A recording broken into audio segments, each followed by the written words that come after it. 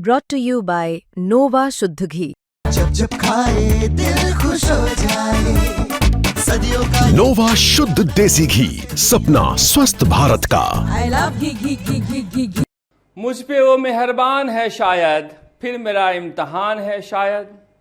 उसकी खामोशियां ये कहती है, उसके दिल में जुबान है शायद। प्रधानमंत्री नरेंद्र मोदी और गृह मंत्री अमित शाह से मिलकर भजनलाल शर्मा निकले क्या? अटकलों का बाजार जो पहले से गर्म था फिर से रोशन हो उठा। क्या मंत्रिमंडल में फेरबदल होने वाला है? अब अटकलों का क्या, ये तो लगते ही रहते हैं, मगर जिस तरह से आह्लादित होकर प्रसन्नचित्त होकर निकले प्रधानमंत्री नरेंद्र मोदी से मुलाकात करके भजनलाल शर्मा, ऐसा लगा कि प्रधानमंत्री नरेंद्र मोदी को सब कुछ सुना आए हैं और उनकी खामोशियों में ऐसी जुबान थी कि भजनलाल शर्मा को कोई बड़ा आशीर्वाद मिला है। जो लोग वहां पर खड़े थे संसद भवन में, वो बता रहे थे कि 25 मिनट की मुलाकात के बाद भजनलाल शर्मा बेहद खुश थे। वैसे वो खुश ही रहते हैं, मगर उसके बाद वो अमित शाह से मिले तो कहा गया कि अमित शाह से मिलने का मतलब है कि कुछ फीडबैक देने गए होंगे, क्योंकि अमित शाह फालतू की बातें नहीं किया करते हैं। वो बताते हैं करना क्या है और प्रधानमंत्री नरेंद्र मोदी सुनते हैं तुमने किया क्या है। उसके बाद वो लोकसभा अध्यक्ष से भी मिले, ओम बिरला से, फिर वित्त मंत्री निर्मला सीतारमण से भी मिले और प्रदेश अध्यक्ष मदन राठौड़ से भी मिले। जब बाजार अपने सवाब पर आ गया अटकलों का, तो फिर लगे हाथ। मुख्यमंत्री भजनलाल शर्मा ने एक्स पर लिख भी दिया कि हम 2 साल पूरा कर रहे हैं और इस मौके पर हम प्रधानमंत्री नरेंद्र मोदी को इनवाइट करने गए हुए थे और उनको आमंत्रित करके आए हैं। एक मसला फंसा हुआ था कि ये जश्न अजमेर में हो या जयपुर में हो, वो तय हो गया है। प्रधानमंत्री आएंगे, ये भी कहा जा रहा है कि करीब करीब तय हो गया है। अभी फाइनल मुहर इस बात पर नहीं लगी है, मगर क्या 25 मिनट तक भजनलाल शर्मा आमंत्रित ही करते रहे? ऐसी भी बात नहीं है। वो पूरी तैयारी के साथ गए थे कि हमें क्या क्या कहना है और किसको किसको लेकर फीडबैक देना है।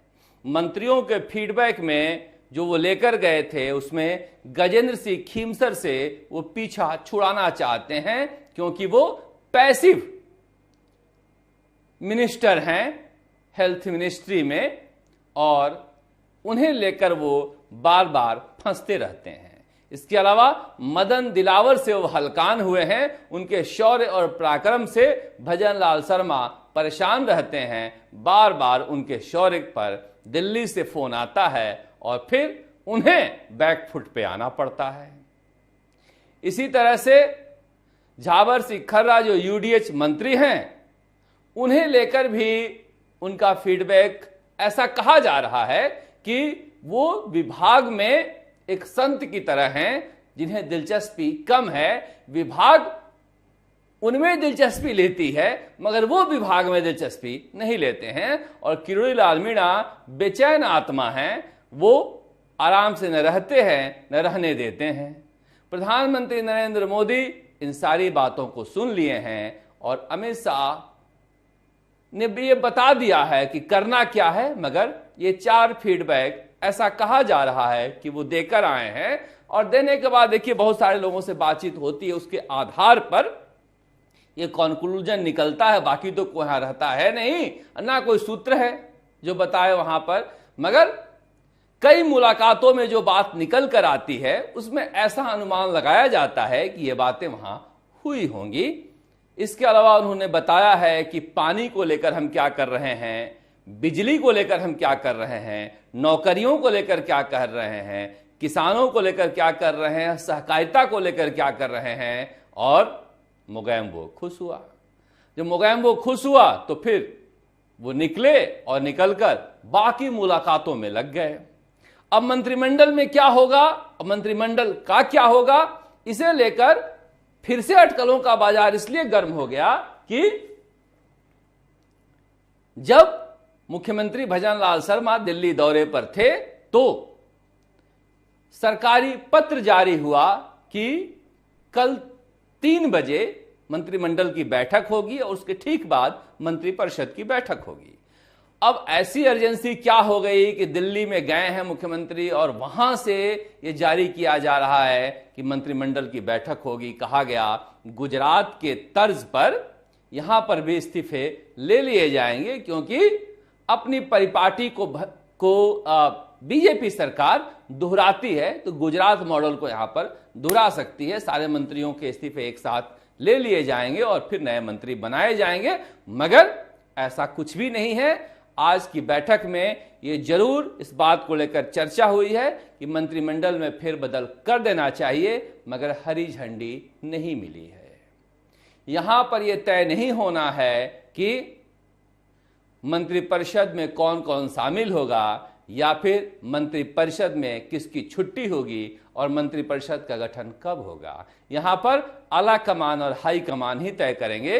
वहां वाला आला कमान हाई कमान नहीं, जिन्हें आला कमान हाई कमान तो कहा जाता है, मगर जिन्हें तय करना होता है वो डिनर या लंच या ब्रेकफास्ट के टेबल पर कई दिनों तक तय करते रहते हैं। फिर वो तय होता है नहीं होता है पता नहीं, पर बीजेपी में तो ऐसे ही तय होता है। जैसा कि गजेंद्र सिंह शेखावत बता रहे थे कि हमारे लिए 2-4 मिनट का काम है, वहां पर इतना ज्यादा माथापच्ची नहीं होता है कि करना क्या है, वो यूं फैसला हो जाता है, सुना दिया जाता है और फिर हो जाता है। क्योंकि आप जब बुलंदी पर रहते हो तो फैसले ऐसे ही लेते हो। ताश के पत्ते की तरह मुख्यमंत्री बदला करती थी कभी कांग्रेस, जिसमें आज इतना साहस नहीं है ये कह पाए कि कर्नाटक का मुख्यमंत्री रहेगा या जाएगा। ये साहस किसने छीना है, आपको याद है ना, इस पर भी चर्चा करेंगे। मगर भजनलाल शर्मा के मंत्रिमंडल में विस्तार होना तय हो गया है। अब कब होगा, कुछ लोग कह रहे हैं कि मलमास शुरू हो जाएगा। अब अभी 2 साल का जश्न पूरा होना है, जिसमें जो 2 साल तक काम किए हैं मंत्री उन्हें रहने दिया जाएगा। कुछ लोग कह रहे हैं कि बजट से पहले होगा, कुछ लोग कह रहे हैं बजट सत्र के बाद होगा, मगर तारीख अखबार वाले नहीं बताएंगे। कुछ बीजेपी नेता तो यहां तक कहने लगे हैं कि भाई साहब सारे मीडिया वाले मिलकर आप कहना शुरू कर दो कि मंत्रिमंडल में फेरबदल नहीं होगा, नहीं होगा, नहीं होगा। बीजेपी फेरबदल कर देगी, क्योंकि बीजेपी को मजा आता है चौंकाने में। कैसा लगा? अब पत्रकार कह रहे हैं होगा होगा इसीलिए टल रहा है। मुझे लग रहा है कुछ ज्यादा सरलीकरण हो गया। ऐसा बीजेपी नहीं सोचती होगी, मगर परसेप्शन ऐसा है बीजेपी के बारे में कि बीजेपी ऐसे ही सोचा करती है। पर अब मंत्रिमंडल का गठन दिल्ली से होना है और दिल्ली से नाम रखे जाने हैं और दिल्ली से ही कटने हैं। जिन नामों को लेकर भजनलाल शर्मा उहापोह में थे वो सारे नाम बता दिए गए हैं। जाति के आधार पर, क्षेत्र के आधार पर जो समीकरण बनेगा उसमें वो बैठाए जाएंगे, हटाए जाएंगे। बहुत सारे मंत्रियों के दिल की धड़कन बढ़ी हुई है, जो बार बार फोन करके पूछ रहे हैं, या जिन्हें बनना है वो भी फोन करके पूछ रहे हैं कि राजभवन में तैयारी कैसी है। राजभवन से कहा जा रहा है कोई तैयारी नहीं है और कहीं से कोई सूचना भी नहीं दी गई है कि युद्ध स्तर पर इंतजाम रखिएगा, फोन आ जाएगा और तुरंत तैयारी करनी पड़ेगी। ऐसा भी कोई आदेश नहीं आया है।